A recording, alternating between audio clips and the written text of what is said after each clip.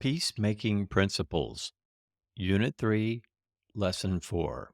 Welcome to Conflict Resolution and Peacemaking, the class that teaches you how to manage interpersonal conflict and drama for yourself and others.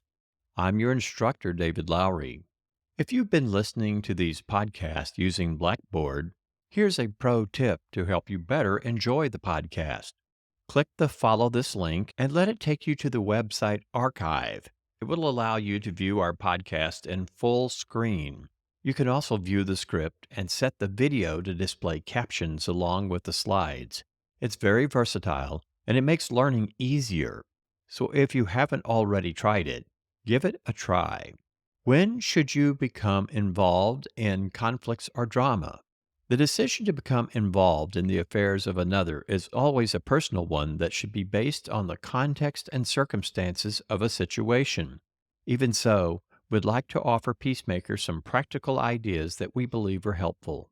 Before becoming involved in the problems of others, please pay attention to the principles we are about to provide. One of the many ways we can avoid unnecessary conflict is to stay out of them in the first place by avoiding things that are NUNYA, none of your business. Many would enjoy greater peace of mind if they minded their own business. Often well-meaning people get sucked into conflict by offering advice or placing themselves in situations with little or nothing to do with them. This is easy to do as we listen to our friends recount sad stories of woe and mistreatment. As we listen to accounts of injustice, we find ourselves offering advice and consolation along with misguided offers of help. Before you know it, we are deeply involved in troubles that are not our own. Are you contractually obligated to help? For instance, do you work for them or do they work for you? If so, you may only be required to participate in a conflict as it relates to the job or your contractual obligation. Should you hear something about someone in another department unrelated to you, assume the NUNYA Principle. Does the conflict involve a member of your family? If so, you have every right to become fully involved. Even so, we advise caution in situations involving family members who are fully grown and living independently. Has someone asked for your advice or help? When a person approaches you for advice and help, that is different than injecting yourself into a conflict. Sometimes we need to offer help and expertise to those who ask. Even so, remember that many people are seeking a sympathetic listening ear more than advice or help. Often it's better to listen than give advice or become personally involved. Do you have an immediate fraternal or religious obligation? Sometimes members of religious or fraternal organizations are bound to vows holding their members or their organization accountable to ethical or religious standards. If so, you have an obligation to fulfill your duty. Would this qualify as a Good Samaritan standard? Some states have laws that say you must render aid to someone in a dire emergency if you are the one nearby. For instance, you must offer assistance if you are nearby when someone wrecks their car and needs assistance. You must render aid if you come upon someone stranded at sea and needs help. With caution, we can apply this standard more broadly. For instance, you might render aid if someone has been thrown out of their home for the night. Whether we like it or not, sometimes we are the only ones who can provide the basics of life for someone. How objective can you be? Naturally, we should be wary of conflicts of interest. The closer we are to participants in a row, such as families and friends, the less objective we're likely to be. This does not mean that close friends and family cannot participate in peacemaking, but we must be willing to acknowledge when our biases will interfere. One of the best signs that we are not objective is to notice the degree of charge we feel as we discuss some of the situations.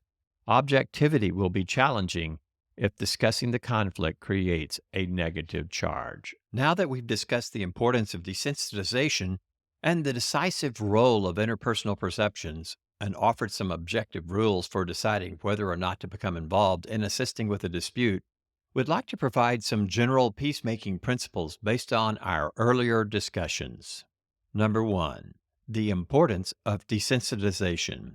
As discussed earlier, If peacemakers are to become effective problem solvers, they must learn to move beyond their initial reactions of shock and disappointment as they learn about the unproductive behaviors of others. Instead, we must accept that people under stress say and do things they would not do otherwise. Desensitization, or the ability to be less offended by the behaviors of others, helps one develop a greater objectivity and make space for creative solutions. Number 2, remember the principle of imperfection. No one is perfect. Everyone makes mistakes. In every conflict, all parties have some contribution to the conflict, even if it's a small one. Each person is 100% responsible for their portion of a conflict. Number 3, understanding does not mean condoning bad behavior. Understanding that people say and do regretful things does not mean we ignore or condone the behavior. These behaviors may become significant issues needing addressing in peacemaking. As a part of the peacemaking process, understanding means that we seek to objectively look at a problem or conflict without adding any additional negativity in the form of judging, blaming, or shaming. Number 4, perceptual differences are at the root of most conflicts. Fixed notions and beliefs about interpreting events leading to a conflict greatly hinder the resolution process.